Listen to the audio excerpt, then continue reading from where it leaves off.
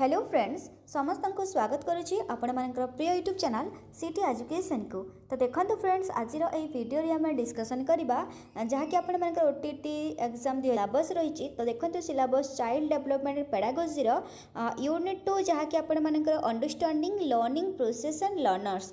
तो यूनिट 2 रे थिबा जो चैप्टर गुड़ाक रही तो एथिरे आम आज पार्ट 1 रे टोटल 25 क्वेश्चंस डिस्कसन करवा unit 2 understanding learning process and learners. तो आपण मैंने संपूर्ण वीडियो देखते जानीपारे यूनिट 2 रे क्यों टाइप क्वेश्चंस रही ये आपण मानकर पार्ट 1। आ गोटे कथा देखो फ्रेंड्स आपण मानकर जो ओटीटी एग्जाम आपण मानक पाखरे बेसी समय नाही तो आपण मैंने एबेठार जोरदार पढ़ापढ़ी आरंभ करंतु कहीं ना देखंतु आपण मानकर आग को एसएसडी जेटी तापर आपनकर जूनियर टीचर आसीबार अछि बहुत गुडा पोस्ट आसीबार अछि। जदि आपण माने ओटीटी क्वालिफाई न करिवे ताहेले आपण माने एसएसडी जेटी हो किंबा आपनकर जूनियर टीचर हो तो एही माने एग्जाम पई आपण माने एलिजिबल होई पारिबे नाही। से हिसाब रे आपण माने एबेठार जोरदार पढ़ापढ़ी आरंभ करंतु किपरि ओटीटी माने गोटे थर रे आपण माने क्वालिफाई करिवे। ठीक अछि फ्रेंड्स ताले चलंतु आमे देरी न करी आरंभ करिबा आजिरो फर्स्ट क्वेश्चंस। देखो फ्रेंड्स आज फर्स्ट क्वेश्चन रही जहाँकि आपंकर यूनिट 2 चाइल्ड डेवलपमेंट पेडागोजी शिक्षण मनस्तात्विक अर्थ कौन।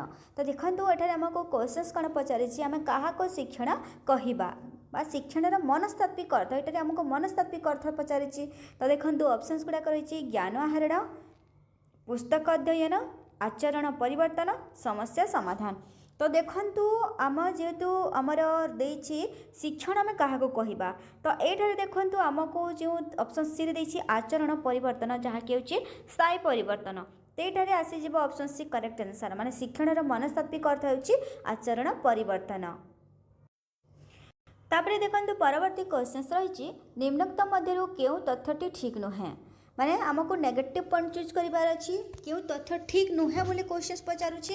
तो एठारे देखंतु ऑप्शंस गुड़ाक अभिवृद्धि एक जैविक प्रक्रिया विकास एक परिमाणात्मक प्रक्रिया शिक्षा एक लक्ष्याभिमुखी प्रक्रिया शिक्षण एक आचरणगत परिवर्तन प्रक्रिया। तो क्यों तथ्य ठीक नुहे कहि देखंतु फर्स्ट ऑप्शन अभिवृद्धि एक जैविक प्रक्रिया माने ए स्टेटमेंट ए तथ्यटा ठीक अटे कारण देखंतु उच्चतार आमर वृद्धि होछि माने तार अजणा माने अजणारे भी अभिवृद्धि होछि जहाँ जैविक प्रक्रिया। तो ऑप्शन से स्टेटमेंट ठीक अटे। तापरे देखंतु सी देछि शिक्षा एक लक्ष्याभिमुखी प्रक्रिया माने ए स्टेटमेंट मध्य ठीक शिक्षण एक आचरणगत परिवर्तन प्रक्रिया जहाँ कि आम 1 रे ऑलरेडी डिस्कसन कर सारी एबे। तो शिक्षण कौन शिक्षण होछि गोटे आचरणगत परिवर्तन प्रक्रिया। तो देखंतु माने ऑप्शन से माने ठीक है option C and option D तथ्य ठीक है। ऑप्शन बी देखंतु विकास एक परिमाणात्मक प्रक्रिया तो देखंतु ऑप्शन बी मध्य ठीक अच्छी विकास गोटे परिमाणात्मक प्रक्रिया किंतु देखंतु एतिरे केवल परिमाणात्मक देछि आमे जानिछे जे विकास होछि परिमाणात्मक तथा गुणात्मक प्रक्रिया केवल आमको एठारे परिमाणात्मक देइतिबारु एहा आसीजिबो ए तथ्य ठीक नुहे। ठीक अछि तो ऑप्शन आसीजिबो बी करेक्ट आंसर। तापरे देखंतु परवर्ती क्वेश्चन रही निम्नोक्त क्यों परिवर्तन प्रक्रिया को शिक्षण कह जाए।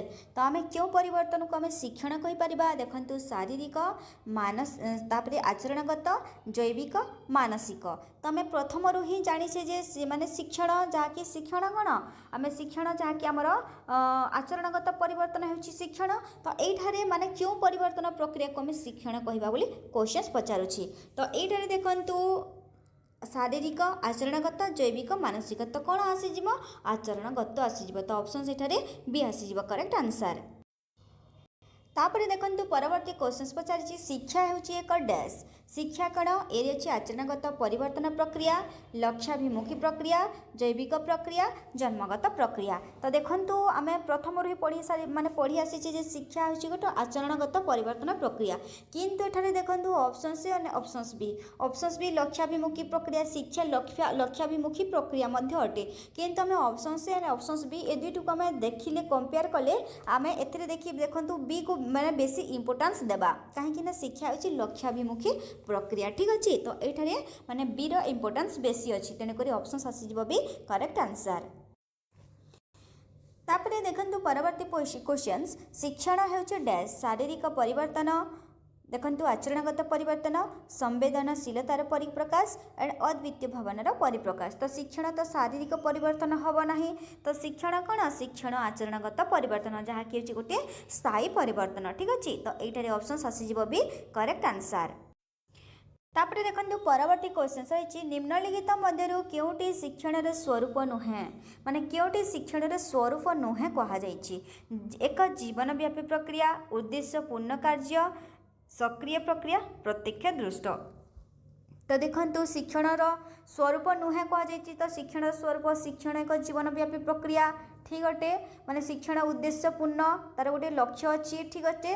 तेना गोटे शिक्षण गोटे सक्रिय प्रक्रिया मध्य, किंतु आमको जो ऑप्शन दी प्रत्यक्ष दृष्ट माने प्रत्यक्ष भाव आम ताकू देखिपर ना, ठीक अच्छे। आम शिक्षा को शिक्षण को प्रत्यक्ष भाव में देखिपर ना, तेणुक ये ऑप्शन डी आसीज करेक्ट आंसर, माने शिक्षण स्वरूप नुहे प्रत्यक्ष दृष्ट। तापर देखो परवर्ती क्वेश्चन रही निम्नोक्त मध्य केउटी शिक्षण नुहे, माने आम क्या शिक्षण कहीपर ना।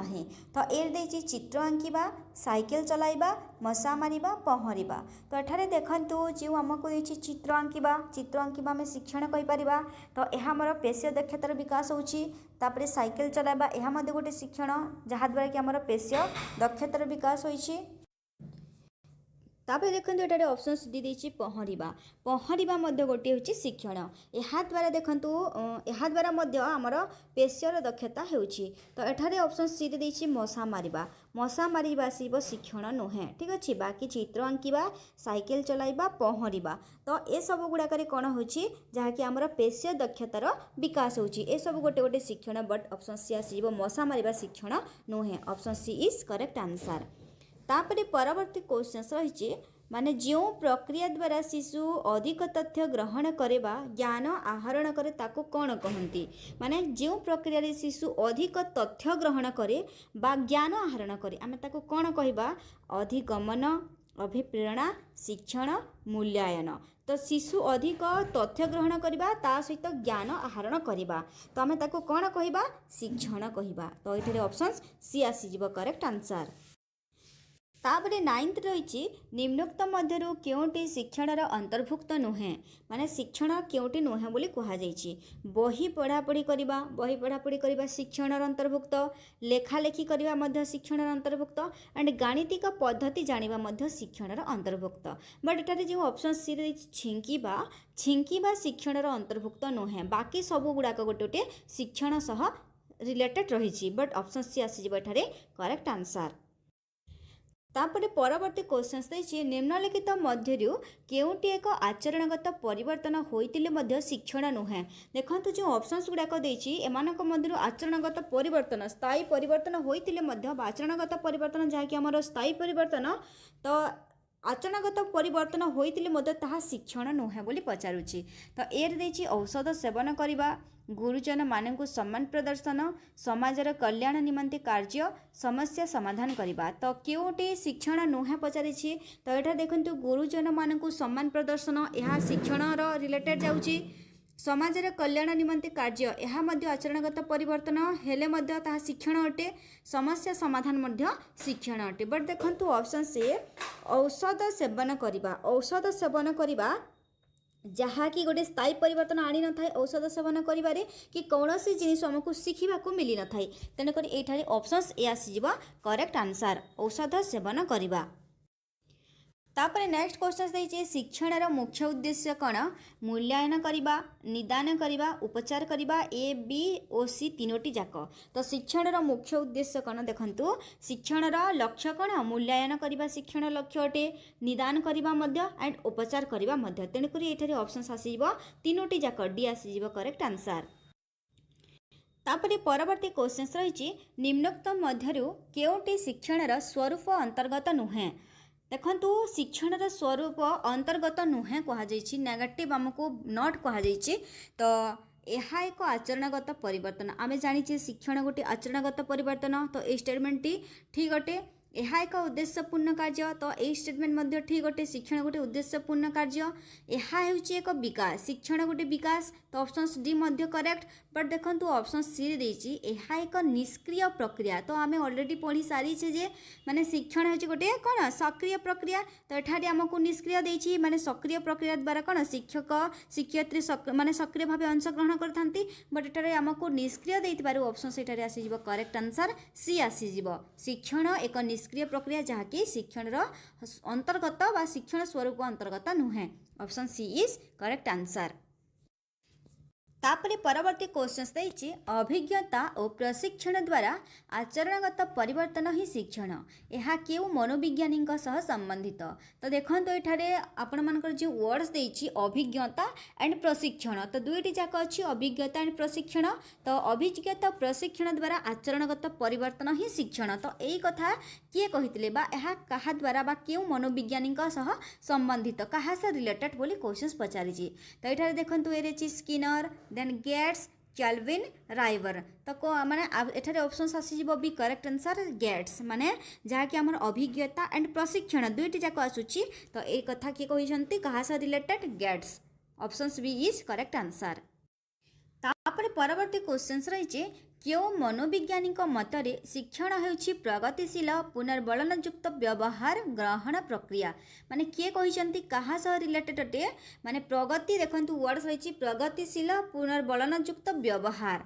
तो शिक्षण कौन माने किए कहिसंती शिक्षणटी प्रगतिशील पुनर्बलनयुक्त व्यवहार ग्रहण प्रक्रिया बोली। एठारे ए रे अछि स्किनर बी रे अछि देखंतु कैल्विन सी रे अछि किम्बल एंड डी रे अछि क्लार्क। तो ये करेक्ट आंसर आसी जो ऑप्शन से स्किनर। स्किनर कहिसंती जे माने मनोविज्ञान बा स्किनर कहिसंती शिक्षण होइछि प्रगतिशील पुनर्बलनयुक्त व्यवहार ग्रहण प्रक्रिया। तापर देखंतु परवर्ती क्वेश्चंस रही निम्नोक्त मध्यरु केउटी शिक्षण रे शारीरिक और दैहिक गुणावली और व्यक्तिगत प्रभेद सह संबंधित नुहे। तो शारीरिक दैहिक गुणावली और व्यक्तिगत प्रभेद कहा जाइछि। तो ए रे अछि देखंतु केशर आकृति हाथ मुठार शक्ति जुक्ताक्षर लिखन स्मरण शक्ति। तो देखंतु केशर आकृति और हाथ मुठार शक्ति जुक्ताक्षर लिखन ए सब आमर शारीरिक आसी जाउछि आमर शारीरिक गुणावली आसी जाउछि। किंतु एठारे देखंतु ऑप्शन डी रही स्मरण शक्ति माने आमर स्मरण शक्ति गोटे मानसिक शक्ति जहाँकि अंतर्निहित शक्तिर गोटे गुणावली बाकी सब होउछि आमर शारीरिक गुणावली। तो एठारे ऑप्शन आसीजिवो डी स्मरण शक्ति। नेक्स्ट क्वेश्चन रही निम्नोक्त मध्यरु केउटी शिक्षण रे मानसिक गुणावलीर प्रभेदर अंतर्भुक्त अटे। तो ये देखिए अस्थिर गठन बोध शक्ति परिपक्वता समय शरीरर रंग। तो कौन कही शिक्षण रे मानसिक गुणावलीर प्रभेदर अंतर्भुक्त मानसिक। तो देखंतु मानसिक जेहेतु कहुई आमर बोध शक्ति आसीजिवो बुझीबार शक्ति जो आम रही बुझीबार क्षमता बोध शक्ति होची मानसिक गुणावली। बाकी देखंतु अस्थिर गठन है परिपक्वता समय है किंबा शरीरर रंग है यही सब गुड़ाक आसूची आमर शारीरिक गुणावली। किंतु एठारे बोध शक्ति आसी मानसिक गुणावली जहाँ आमर बुझीबार शक्ति। तेणुक ऑप्शन से बी आसीजिवो करेक्ट आंसर। नेक्स्ट क्वेश्चन देछि अधिक धी संपन्न शिशु शिक्षा क्षेत्र में कम धी संपन्न शिशु ठारू पारंगमता हासिल करिथांती यह क्यों व्यक्तिगत प्रभेद जोगु होइथाय।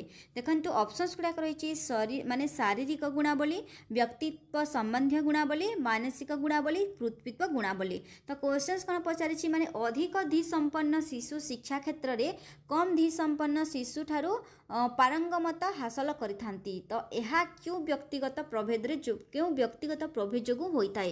तो एठारे करेक्ट आंसर आसीजिवो देखंतु मानसिक गुणावली माने एठारे जेहेतु आमर मानसिक शक्ति माने मानसिक शक्ति विषय रे बुझा होछि मानसिक शक्ति को लेकिन रिलेटेड करछि क्वेश्चंस। तो एठारे ऑप्शन सी आसीजिवो मानसिक गुणावली।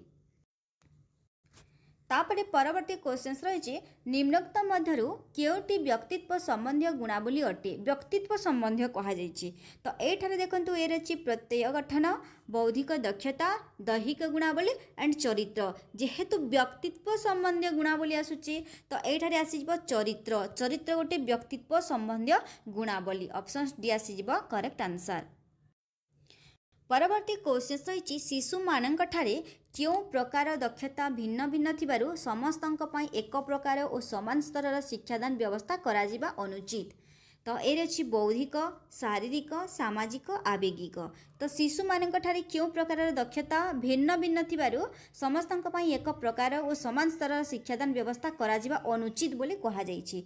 तो एठारे क्यों दक्षता देखंतु दक्षता गुड़िक जो देछि बौद्धिक शारीरिक सामाजिक आवेगिक तो एठारे आसीजिबो ऑप्शन से माने बौद्धिक दक्षता। तो तांकर बौद्धिक दक्षता माने शिशु मानक ठारे बौद्धिक प्रकार दक्षता भिन्न थिबारु सेमानंक पई एक प्रकार एंड समान स्तर शिक्षादान व्यवस्था करिबा अनुचित। ऑप्शन सेठारे ए आसीजिबो करेक्ट आंसर।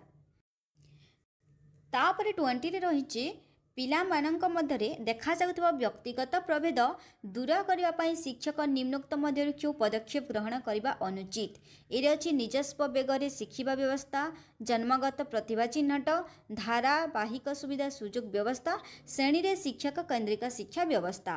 तो देखंतु कोन पचारिछि माने पिलामानंक मध्यरे देखा जाउथबा व्यक्तिगत प्रभेद दूर करिबा पई शिक्षक क्यों पदक्षेप नेबा माने क्यों पदक्षेप ग्रहण करने अनुचित कहुई। तो यठार देखु श्रेणी रे शिक्षक केंद्रिक शिक्षा व्यवस्था यही पदक्षेपटी ग्रहणीय नुहे। ऑप्शन से आसीज D correct answer. Next question रही क्या द्वारा शिक्षार्थीर आचरण में परिवर्तन होता है। क्या द्वारा शिक्षार्थीर आचरण में परिवर्तन होता है। ये अच्छी शिक्षण परिवेश पाठ्यक्रम निर्देश। तो आम अलरेडी पढ़ी सारी जे आमर आचरणगत परिवर्तन ही शिक्षण। तो ये आसीज ऑप्शन से शिक्षण माने शिक्षण द्वारा शिक्षार्थीर आचरण में परिवर्तन होता है। ऑप्शन ए आसीज करेक्ट आंसर। परवर्ती क्वेश्चन रही पछुआ और मांदा पिलांक पाई शिक्षण व्यवस्थार रूपरेखा निम्नोक्त मध्य क्योंटी हेबा उचित। माने पछुआ एंड मांदा पिला मानक पाई कहा जाइछि। तो ए अछि मध्याह्न भोजन व्यवस्था, देन मांडेश्वरी प्रणाली अवलंबन, देन पोशाक बंटन व्यवस्था एंड व्यक्तिगत दृष्टि। तो मांदा एंड पछुआ पिलांक पाई शिक्षण व्यवस्था व्यक्तिगत दृष्टि हेबा दरकार, सेमानंको व्यक्तिगत दृष्टि देबा दरकार। ऑप्शन सेठारे डी आसीजिबो करेक्ट आंसर। तापरे परवर्ती क्वेश्चन रही आज शेष प्रश्न निम्न सामाजिक और अवहेलित पिलांक शिक्षण पाई विद्यालय रे निम्नोक्त क्यों प्रकार व्यवस्था करा जाई न थाए। देखंतु निम्न सामाजिक एंड अवहेलित पिला मानक शिक्षण पाई कहा जाइछि। तो क्यों प्रकार व्यवस्था करा जाई न थाए विद्यालय रे। ये अछि निदानमूलक शिक्षा, मागणा पाठ्यपुस्तक व्यवस्था, स्वशिक्षण व्यवस्था, मध्याह्न भोजन। तो ये ऑप्शन आसीज स्वशिक्षण व्यवस्था जहाँकि निम्न समाज माने जो आमर सामाजिक एंड अवहेलित पिला मानक पई स्वशिक्षणीय व्यवस्था करा जाई न थाए। ठीक अच्छे ऑप्शन से सी आसीज करेक्ट आंसर। बाकी निदानमूलक शिक्षा, मागणा पाठ्यपुस्तक व्यवस्था एंड मध्याह्न भोजन यही सब गुड़ाक व्यवस्था करा जाई थाए। बट ऑप्शन सी स्वशिक्षण व्यवस्था करा जाई न थाए सामाजिक एंड अवहेलित पिला मानक शिक्षण पाई। ठीक अच्छे। तो देखो फ्रेंड्स यही थिला आपण मानकर चाइल्ड डेवलपमेंट एंड पेडागोजी जहाँकि unit 2 understanding learning process part 1 रे थिबा इंपोर्टेंट क्वेश्चंस गुड़िक। तो आशा करुँची ये भिडियोटी आपण मानकु भल लगी। जदि भी क्वेश्चन आंसर किसी त्रुटि थाए ताहले आपण माने कमेंट सेक्शन में जणातु। एंड जदि भिडियोटी को आपण माने पसंद करुछंती ताहले भिडियोटी को लाइक करंतु। पुणी देखा नेक्स्ट क्लास रे पार्ट 2 रे जहाँकि आपण मानकर बाकी क्वेश्चंस गुड़ाक रही अंडरस्टैंडिंग लर्निंग प्रोसेस।